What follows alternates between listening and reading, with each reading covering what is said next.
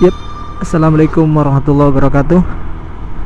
Oke, insya Allah kita mau cerita nih, cerita tentang pengalaman pakai Vario 125 injeksi. Namanya sih kalau nggak salah All New Vario 125. Kilometernya udah kelihatan nggak nih?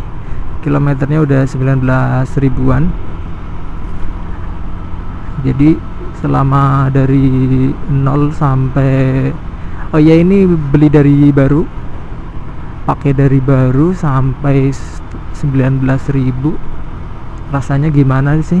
Apakah layak dibeli atau dimiliki apa enggak, baik beli baru maupun beli second? Nanti saya ceritain. Kemudian tentang perawatannya gimana, apa aja yang udah diganti, permasalahan apa saja sih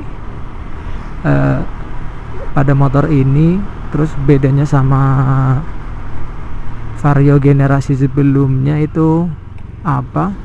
Insya Allah nanti kita bakal ulas.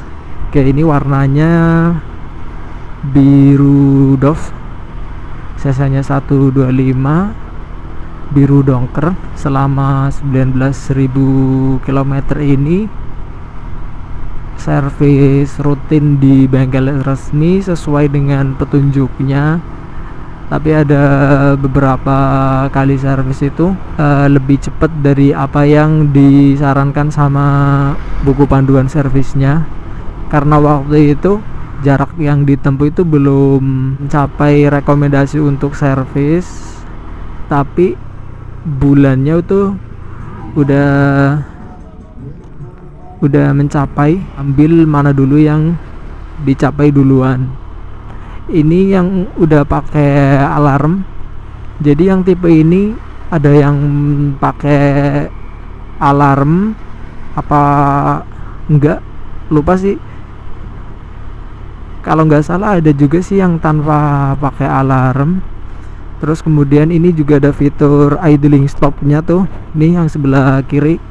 Jadi kalau ini berhenti sekitar 10 detik tanpa digas, jadi kondisi mesinnya itu kan nyala tuh. Kemudian kita lagi berhenti dimanapun ya, nggak cuma di lampu merah, kita berhenti sekitar kurang lebih 10 detik, nanti mesinnya akan mati sendiri. Kemudian kalau gasnya kita tarik, nanti dia akan nyala lagi. Nah, ini juga hati-hati nih buat teman-teman yang nggak biasa pakai fitur kayak gini. Saya juga dulu awal-awalnya di lampu merah mati kan, kemudian setelah mati idling stopnya saya pencet off kan, kemudian setelah hijau saya gas kan nggak langsung jalan tuh. Kemudian sambil ngegas saya sambil nyetater kan, ya si motor langsung jengat gitu. Tapi alhamdulillahnya sih nggak sampai standing, cuma kaget aja kayak gitu. Kemudian banyak tuh kejadian di yang ketangkap CCTV tuh, ibu-ibu kan misalkan sama anaknya, kemudian berhenti di pinggir jalan, kemudian kan mati kan si motornya, tiba-tiba anaknya mainan gas, jadi motor jalan mendadak gitu kan. Itu kan bahaya tuh. Makanya fitur ini sih di samping bisa klaimnya irit BBM, juga kita harus hati-hati. Kalau yang kurang waspada atau nggak terbiasa, bisa malah jadi musibah kayak gitu. Nggak cuma ibu-ibu aja yang gitu, tapi kita yang masih muda juga kalau nggak terbiasa juga bakal kena batunya tuh. Kena apanya ya, kena musibah yang kayak gitu kan, karena belum terbiasa. Di sini juga ada fitur konsumsi rata-rata BBM-nya. Konsumsi rata BBM-nya nih, barangkali mau lihat. Ini trip A, trip B. Ini trip A, trip B itu gunanya buat ngukur jarak yang udah kita tempuh. Misalkan kita mau ke rumah siapa dari rumah kita ke tujuan, kita nolkan dulu. Kemudian nanti kalau udah sampai kelihatan tuh berapa kilo. Nah ini ada trip A trip B itu sama aja, cuma nanti kalau ini rata-rata konsumsi BBM-nya dia ngitungnya di trip A nya aja nih, tuh kan. Ini trip A kita dapat untuk saat ini 54,9 km per liter. Ini dengan gaya berkendaranya normal ya, nggak disengaja kebut-kebutan atau sengaja di pelan-pelanin biar irit. Barusan aja sebelum ini saya agak ngebut jalannya. Kalau ini sih jalan santai sih ini. Fitur ini ada fitur tuh, kelihatan kan voltase dari akinya 14,1 volt. Kemudian ini total kilometer yang udah kita tempuh 19.677. Kemudian ada lagi, ini ada jamnya. Kemudian ini kecepatan. Yang ini apa sih ini? RPM kali ya, kurang tahu sih. Cuma di sini tulisannya km per L. Apa indikator buat konsumsi BBM-nya atau apa nggak tahu. Oh ya, ini sebelah kiri ada indikator bensin. Kemudian nanti ada notifikasi kalau udah waktunya ganti oli, juga di sini ada notifikasinya. Yang mana itu bukan ganti oli, itu bukan karena olinya udah harus diganti kemudian tiba-tiba si motor ngasih notifikasi ya, tapi itu berdasarkan kita nyetelnya. Itu notifikasi itu muncul setelah berapa ribu kilometer setelah kita ganti oli. Misalkan kita ganti oli, kemudian nanti pengennya notifikasi itu muncul setelah 2000 km setelah ganti oli, nanti kita bisa di setel tuh di situ. Ini fitur speedometernya sangat membantu sekali sih menurut saya, apalagi ini jam ya. Ini jam alhamdulillah sangat membantu. Sebelah kiri ada klakson, lampu dekat, lampu jauh, kemudian rating kanan kiri. Yang kanan starter sama yang idling stop. Ini kalau nyala A kayak gini nih berarti idling stopnya itu nyala, tapi kalau mati ini dimatiin nih. Kita coba fitur idling stop ya. Biasanya sih saya matiin dulu, kemudian habis itu kalau udah deket lampu merah saya hidupin. Oke, kita coba nih mati apa enggak nih.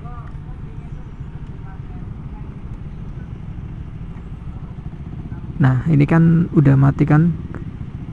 Nanti kalau kita gas dia bakal hidup sendiri. Sebenarnya ini masih hijau tuh, masih banyak, tapi ada yang jam stop. Kita jangan ikut-ikutan kayak gitu sih, lebih baik. Soalnya daripada nanti misal kita jalan duluan, kemudian dari sana ada kendaraan, kemudian terjadi yang gak diinginkan, kecelakaan misalnya, kita kan pasti salahnya ada tuh karena melanggar lalu lintas. Nah ini 3, 2, 1, kuning nunggu hijau. Oke, kita gas tuh kan nyala sendiri kan. Nah saya biasanya kalau udah nyala kayak gini nih dimatiin nih. Oh ya, kalian matiinnya terserah, pakai jempol bisa kayak gini ya kan, atau pakai telunjuk kayak gini, terserah sih. Oke, ini udah mati. Kenapa sih kok dimatiin gak dinyalain aja? Sebenarnya nggak apa-apa sih kalau dinyalain aja, tapi saya sendiri barangkali nanti lupa ya kan. Apalagi kalau misalkan pakai helm full face kan nggak bisa lihat speedometer tuh kalau kita nggak nengok ke bawah kayak gini. Nah ini kalau saya matanya turun ke bawah ini nggak kelihatan tuh speedometernya, nggak kelihatan. Makanya saya matiin sambil saya pegang kayak gini nih kayak gini. Oh berarti udah mati nih. Nanti kalau udah deket tinggal dihidupin aja tuh deket lampu merah. Buka jok motor belakang di dekat kunci ini nih, dekat kunci ini. Sebelum off dia ada buat buka jok belakang, tapi mesin juga nanti akan mati. Itu juga sangat membantu fitur ini udah mulai dari Vario 125 yang pertama sih kalau nggak salah. Dan handlingnya enak sih. Di rumah juga ada Vario 110 2007. Sama ini handling lebih antepan yang ini sih. Antep berat maksudnya ya. Lah yang Vario 2007 aja sama Vario yang Techno itu 110 sama-sama handlingnya menurut saya beda sih. Dan ini setangnya itu lebih agak turun. Ini setangnya lebih agak turun ke bawah daripada Vario 110 yang 2007. Jadi kalau bicara pegel, walaupun ini ya motor matic kan identik dengan nyaman, tapi kalau menurut saya sendiri sih lebih agak pegel ini sih, maksudnya lebih nyantai yang 110 itu. Tapi enak lah, matic ya kan, sepegel apa sih. Terus pegangan ininya, hand gripnya juga lebih enak, ini lebih gede ini kayaknya. Kalau saya lebih seneng genggam hand grip yang gede sih, lebih mantep aja dipakai. Ini oh ya, ini kebetulan nggak pakai sarung tangan nih. Kedua tadi agak gugup jadi nggak kebawa. Memang sengaja nggak kebawa karena agak gugup. Lebih baiknya sih kalian kalau riding pakai sarung tangan. Saya juga lebih prefer pakai sarung tangan daripada kayak gini. Ini sawah-sawah nih kanan kiri tuh, agak gelap kan. Rem kanan kiri juga mantep nih, build quality-nya bagus kalau menurut saya sih. Jadi sebelumnya banyak kan orang-orang yang bilang kalau ini gampang bunyi body-bodinya, tapi selama 2 tahun pakai ini dari 2019 sampai ini 2021, body masih kenceng sih. Body masih kenceng, nggak pernah jatuh. Handle kanan kirinya juga enak. Cuma yang sebelah kiri ini agak kayak gini nih, ada toleransinya segini nih, kocak-kocak kayak gini, tapi nggak masalah sih. Emang udah dari sananya memang dibuat kayak gini. Handlingnya enak. Ini dari tadi ngomongin kelebihannya terus kayaknya ya. Oh iya, ini lampunya juga terang. Saya bandingannya sama Vario yang 110 2007 ya, karena punyanya yang itu kan. Cuman ini kalau di malam hari nih, jarak jauhnya agak kurang jauh. Bisa disetting sih, cuma ini masih pakai bawaan. Tentang apa aja sih yang udah diganti selama pemakaian hampir 20.000 km. Yang pertama diganti atau salah satunya nih, yang terakhir ganti sih, ini ganti ban belakang. Jadi ini kalau nggak salah pelek depan ukuran 18.5, pelek belakang ukuran 215. Ban depan standarnya itu 80/90, pelek belakang ukuran ban 90/90. Karena ini Vario 125. Kalau yang Vario 150 di belakang kayak kalau nggak salah sih velg ukuran 2,5, bannya 100/80. Kemudian saya ganti ban belakang pakai Aspira Premio Strito atau apa, pokoknya yang dari Aspira tuh yang katanya kayak Pirelli. Pakai yang Strito ukuran 100/80, depan masih bawaan standar. Karena yang bawaan standar itu rasanya agak licin waktu itu. Sebenarnya sih nggak harus ganti, cuma lebih suka agak yang lebar sedikit, jadi diganti. Ini depan juga insya Allah mungkin bakal diganti nih dari 80/90 ke 90/80. Jadi nanti profilnya agak lebih lebar tapi lebih pendek dari aslinya. Gak enaknya ini sok belakang kayaknya ya, sok belakang itu kok kayak melengkung gitu sama agak kurang stabil. Geol nih, geol pernah pakai ban standar sama soknya ini kan masih standar nih, belum ada yang diganti. Jalanan apa itu namanya selain aspal, cor yang ada garis-garisnya itu dia goyang-goyang banget nih motor ini. Tapi ketika pakai Vario yang 110 2007 itu pakai ban depan dari Planet Ban itu yang kembang-bangnya aneh, terus belakangnya pakai Aspira Terreno, itu enak sih, nggak goyang-goyang kayak waktu pakai ini. Itu pengaruh ban atau apa kurang tahu. Ban diganti, shock breaker mungkin nanti diganti, tapi ini masih pakai standar. Tapi kayaknya agak bengkok sih, nggak tahu kenapa kok bengkok ya, padahal ini hampir nggak pernah dipakai buat berat badan saya aja cuma 50 kiloan.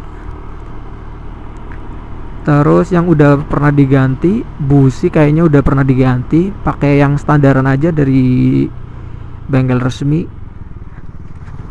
itu udah diganti. Terus oh iya, itu slide pieces udah pernah diganti kayaknya, sama karet damper yang di kampas kopling itu saya pernah diganti juga waktu di kilometer sekitar berapa, 14 ribuan kayaknya sih ya, kurang tahu itu harus gantinya kapan, tapi karena harganya murah ya diganti aja lah.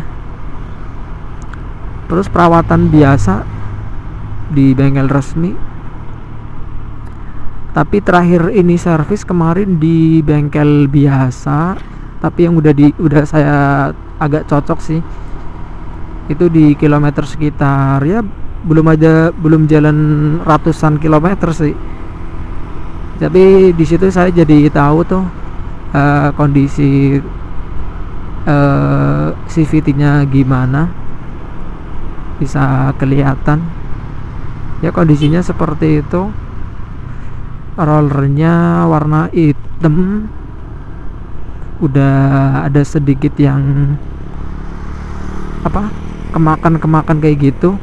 Dan kalau nggak salah terakhir sih pemasangannya itu nggak sesuai, karena harusnya kan yang bagian tertentu itu harus ngadap ke depan, tapi yang ini malah nggak menghadap ke depan semua, tapi ada yang ke belakang. Itu pengaruhnya sama keawetan si rollernya sih yang perlu diganti. Kalau sekarang sih, kemarin saya lupa beli filter udara, itu harusnya di kilometer 16 ribuan harus ganti, itu udah kotor banget tuh, tapi belum diganti. Ya nanti wis kalau pas senggang atau servis berikutnya barangkali kelupaan juga. Oh iya, remnya ini enak banget sih remnya. Biasanya kalau sekarang lebih sering pakai rem depan, hampir berapa 80% lah pakai rem depan, rem belakang jarang. Karena dulu itu kan seringnya pakai rem belakang, rem depan jarang-jarang kan. Tapi kalau pas lagi hard braking gitu pasti ban belakangnya tuh ngesot. Tapi setelah nonton yang Om Dian Delato, saya jadi lebih sering pakai rem depan dan itu enak banget sih. Ini juga remnya cukup lah kalau pakai mesin bawaan kayak gini. Pakai rem bawaan kayak gini insya Allah cukup sih kalau saya. Oli pakai oli SPX 2. Nah ini kelihatan kan tuh lampunya, oli pakai SPX 2. Kemarin di bengkel biasa juga pakai SPX 2. Pernah juga tuh pakai Delta Loop, itu juga enak sih, tapi ya baru satu kali pakai aja sih, jadi nggak tahu. Kalau saya lebih amannya pakai oli yang rekomendasi dealer aja lah, udah cukup ini. Oh iya, ini cover knalpotnya nggak tahu tuh jatuh waktu perjalanan jauh sekitar 200 kilometeran, bolak-balik 400 kilometer tuh lebih kan, 500 km lah bolak-balik. Itu sampai rumah nggak tahu ternyata jatuh covernya. Tapi body-bodinya kalau sampai saat ini sih aman lah, nggak ada body yang bunyi-bunyi atau apa, kenceng. Ini sih build quality-nya juga kalau saya rasa sih lebih bagusan ini daripada yang Vario 110 2007 yang di rumah. Paling nanti kalau mau ganti shock breaker nih. Kalau bawaan-bawaannya cukup lah. Spion juga sangat membantu nih, bisa buat lihat yang di belakang. Soalnya ada tuh Mio yang 2008 saya kalau lihat ke belakang malah yang kelihatan bahu kanan kiri kurang lebar. Kalau saya lebih yang suka pakai spion, jadi biar kalau ada apa-apa tahu kan. Ya sangat membantu lah yang namanya spion. Gak berani kalau dilepas. Kalau buat boncengan gimana? Kalau buat boncengan nyaman-nyaman aja sih, tapi lebih nyaman yang Vario 125 yang awal, yang lampunya masih bohlam kalau nggak salah tuh. Itu kalau buat boncengan enak banget sih daripada yang setelahnya. Paling enak pokoknya itu. Buat boncengan aman, nggak ada masalah. Terus oh ya, ini tombol-tombolnya dipencet-pencet juga enak. Oh, soal kaki, oh ya ini juga ada sakunya tuh, ada kantongnya di depan.